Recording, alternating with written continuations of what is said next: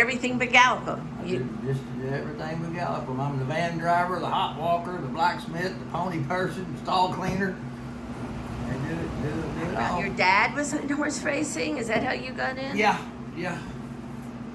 Him and one of my uncles had a horse together for a few years, and then there was an older guy that was selling out, and Dad bought all of his stuff and bought a horse, and that's what got us started. Dad got that one horse, and he was up at Happy-Go-Lucky Training Center, and he was waiting on a rider all day long, and which I grew up, roping and around horses, and he was waiting on a rider. I said, well, I'll come up there and gallop that horse, so I went up there and galloped his horse for him. Actually, I fell off the first one I galloped. I didn't know I was supposed to tighten my own saddle, and the saddle slipped, and I fell off, galloped him inside the barn, and it just kept going from there. Ponied, outrode, galloped. L.B. Cobb, when he started back, we was out there training at his place, and he brought 19 babies at the sale, and me and Timmy Green was galloping all of them, and I had 4 or 5 of my own, and then I galloped for L.B. and and once you're here, you're here. You know how that is. But when did you start training? It was in the middle 80s, I guess middle 80s. And then I done it for 4 or 5 years or whatever, and then I quit and was out riding in a couple different places.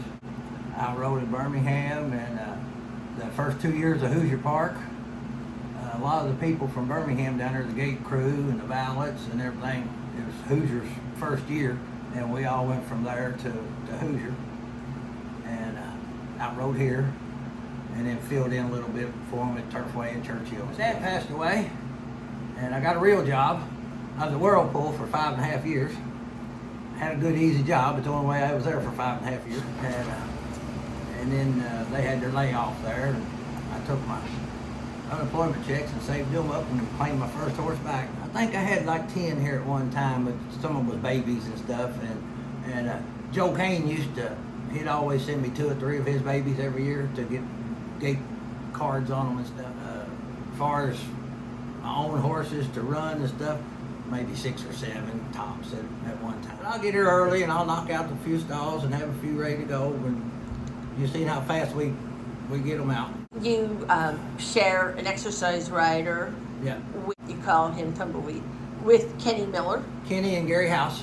We all three used him, and so that works out pretty good. That gives us, if we all got enough horses, the same amount of horses to go to the track, that gives you a couple horses in between to give them a bath and get them on the walker and get the next one tacked up and ready to go. Help Kenny, and Kenny helps me, and in the winter when we're up in Indiana for the last 2 years, it's just been me and Kenny, and we work together. And up there during the off season, wintertime, it's tracks closed on Saturday and Sundays, so we take turns, coming home. And one of us will stay and take care of all of them, and the other one will come home.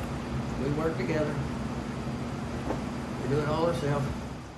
It's such a numbers game. You've never had numbers, and then a horse like Here My Son comes into your life. What's that been like, having him? It's pretty cool. You know that when you won the Commonwealth at Keeneland, that was your first grade stakes win. That was my first stakes win. I mean, yeah, for all these years, and you never get one like that. And then at the end of my career, I finally get one like that. But I mean, we've had some good ones. We've had some nice claims over the years. It's a funny story. When I first started, there was a guy in the barn behind me. He just had a couple horses. You probably remember the name, Junior Montgomery, Hoppy Montgomery's dad, and he had a horse, Mar Jewel. And Junior took care of him himself. Like I say, he only had a couple horses, and he was in the next barn over, and he'd just whistle all morning long. And he won the Bernhardt with Mar Jewel. And he was the first person that I was, really knew that won a stake race. And I thought that was so cool, and I wanted to win that race my whole life, and now I've won it twice, so I'm done. Does it make it easier getting up and being here for 4:30 in the morning? It's the only thing that gets me up and gets here at 4:30 every morning. Do you think you'd be retired if you didn't have it? Really? Yeah. If it wasn't for him, I would hang it up. I mean, it's just no fun anymore. I mean, you got all the rules, and they're making rules every day, and you know, you can't claim a horse anymore. You got to win a 12, 15 weight shake to get a horse. How did you hook up? Well, I was talking to a friend of mine, and he used to be a trainer years ago, and he said, well, why don't you try to stay around here in Henderson with a local trainer? I said, well, I don't know any. And he said, well, let me introduce you to one. I got a guy that I know that I think would fit you all really well. So he introduced me to Billy Stinson. Horses are a creature of habit, and there's nothing better than having Billy Stinson as one that he has the habit that they all follow, and he's here every morning at 4:30, and just like clockwork, and he does the exact same thing 7 days a week, 365 days a year. How do you keep going? Where's your energy come from? I don't know. It just, you know, it's part of your life, and that's what you do, so you just keep doing it. I took a vacation.